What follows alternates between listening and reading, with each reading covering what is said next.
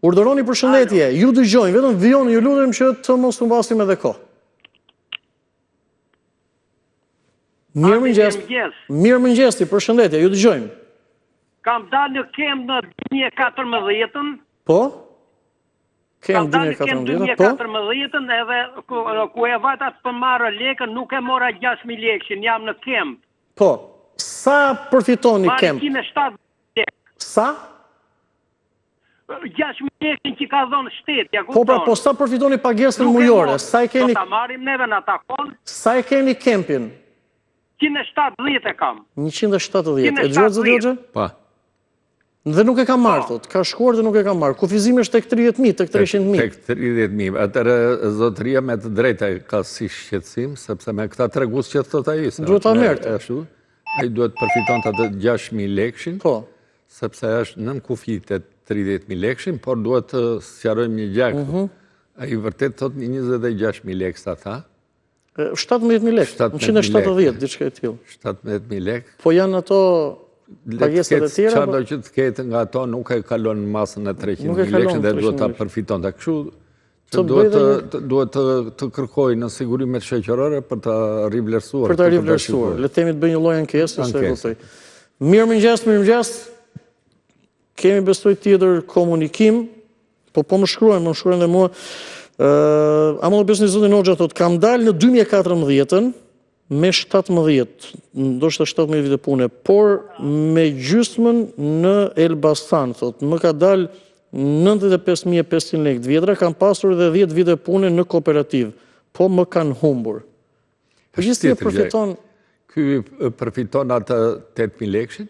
8.000 lekshin. 8.000 lekshin, sepse si pas atyre shpjegimeve që ta, a i futet në pensionet e pjeshme, dhe pavarësisht se ka dhe rezerva, ose kërkon për shembull njohjen e një periudhe pune prej 10 vjetësh, ai këtë nuk e ka formalizuar, pra nuk është njëjtur nga sigurimet shoqërore, deri në atëherë sa të bëhen përpjekje, nëse personi vazhdon të kërkojë në për rrugët e ankimimit administrativ dhe gjyqësor, pastaj nëse mund edhe ti njën ato. Por e përfiton. E përfiton. Sepse është pensioni i pjesshëm.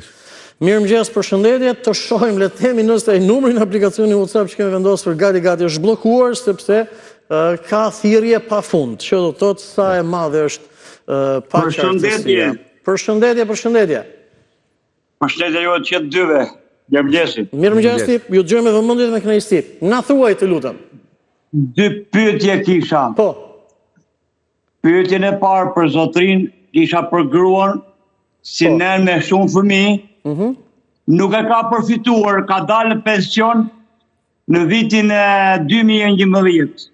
Flas nga prenjasi. Po. Edhe për veten time, ka moshën para 3 vjetësh në pension si ish minator. Në moshën 65 vjeç, edhe nuk ka marrë asnjë lloj shtese. Nuk e di jam takonte shtesë, 10% a 15 nuk e di. Ja dëgjoni zotin Hoxha, se edhe zoti është dypyesi për diçka, se duhet informacioni shumë i plotë. Atëherë në lidhje me pyetjen e parë për zonjën, e cila përfiton pension si nën me shumë fëmijë, asaja në momentin që ka dalë në pension pleqërie, ajo ka plotësuar moshën 50 vjeç, se me ata ka dalë. Ja nevojitur 30 vjet punë dhe kushti që të ketë dalë në pension si nën me shumë fëmijë kanë qenë njëkohësisht edhe lindjen dhe rritjen e më tepër se 6 fëmijëve, ku mi vogli të jetë jo më pak se 8 vjet.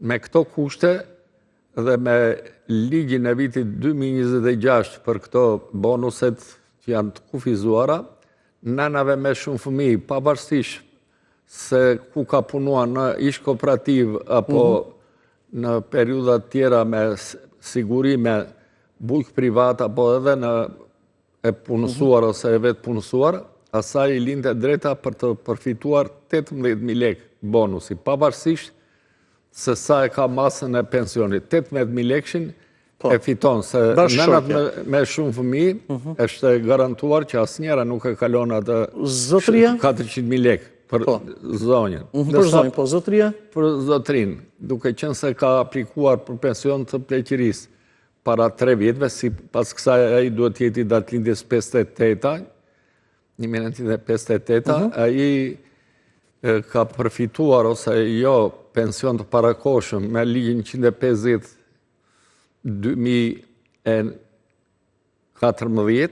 ai përfiton pension të plot pleqërie në moshën 65 vjet dhe në këtë moshë, pra kur plotson 65 vjeçin, atij i lindte drejta edhe për të përfituar pension suplementar si minator, duke marrë këtë pjesë 1% për çdo vit të punuar në nën tokë. Nëse e ka aplikuar, nuk na tha, dhe e ka aplikuar atë pensionin suplementar për ta përfituar ose jo, këtë nuk u shpreh, po nëse nuk e ka aplikuar, do të aplikoj menjëherë dhe kjo fiton të drejtën e pensionit suplementar dhe automatikisht përfitimin edhe të 18.000 lekësh. E kuptoj.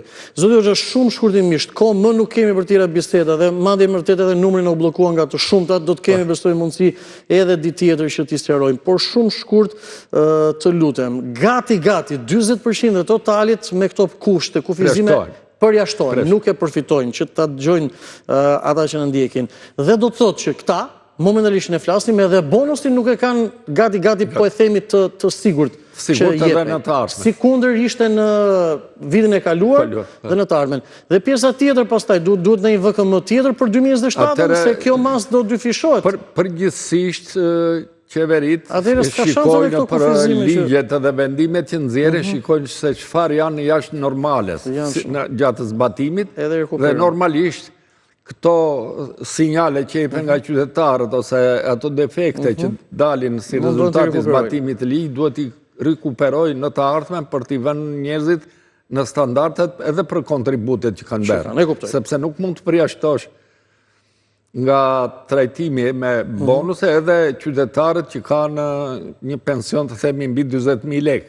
Ose edhe t'i vesh kufizime këtyre tjere, sepse umbet edhe sensi i kontributave, që ajo që kontribon më shumë, merë më shumë, sepse këtu t'i e kufizon ose si e edhe fare, është gjë që stonon, por kjo i përket qeverisë për të shikuar se çfarë stonon atje për të rregulluar gjërat në vim.